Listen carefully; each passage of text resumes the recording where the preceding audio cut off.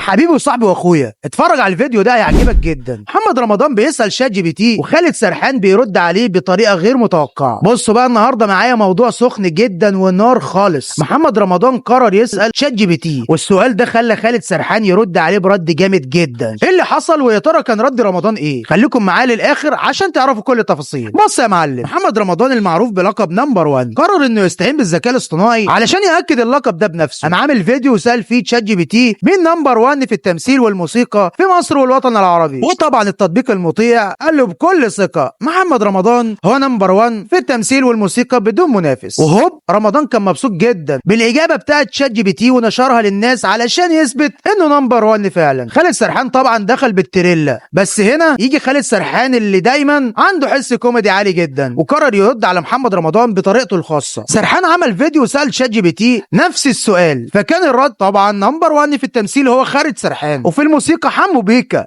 انت متخيل يا صديقي؟ شفت التسويح راح بينا لحد فين؟ وسرحان طبعا ساعتها مسك نفسه بالعافيه من الضحك، وبعدين سأل التطبيق انت اللي قلت كده ولا انا اللي كنت ممليك؟ وهنا المفاجاه، التطبيق فعلا اعترف وقال له ايوه انت اللي قلت لي كده. خالد سرحان بقى ماسك ودانه وبيقول الله يفضحك الله يفضحك يا شيخ، وطبعا الناس كلها انهارت ضحك لان رد سرحان كان عفوي جدا وبداوا يتفاعلوا مع الفيديو بتاعه. ولكن محمد رمضان ما سكتش وقرر يرد على الفيديو بتاع خالد سرحان بكومنت فيه لو مش بيمليه كان هيديه على عينه. يعني من الاخر بيقول له انه لو شات جي بي تي مش مبرمج على الكلام ده كان خالد سرحان هيرد بشكل مختلف تماما. بصراحه اللي حصل ده يورينا قد ايه السوشيال ميديا والذكاء الاصطناعي بقى ليهم دور كبير جدا في الترندات والتفاعل بين الفنانين. بس السؤال اللي لازم نساله هنا، يا ترى لو شات جي بي تي اتساب من غير ضغط كان هيختار مين نمبر 1 او مين احسن واحد بجد؟ لو عجبك الفيديو ما تنساش تعمل لايك وتكتب في الكومنت شات جي بي تي لو سالك هتقول له مين نمبر 1. استنونا في الحلقه الجديده والسلام.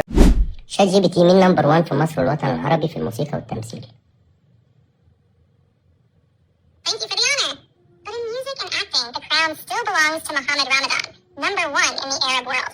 متفقين؟ طبعا متفقين. بالعربي لو سمحت. محمد رمضان بلا منازع هو رقم 1 في مصر والوطن العربي، سواء في الموسيقى أو التمثيل هو رمز للنجاح والتأثير الكبير. ثانك يو. تقدري تقولي غير كده ولا ايه؟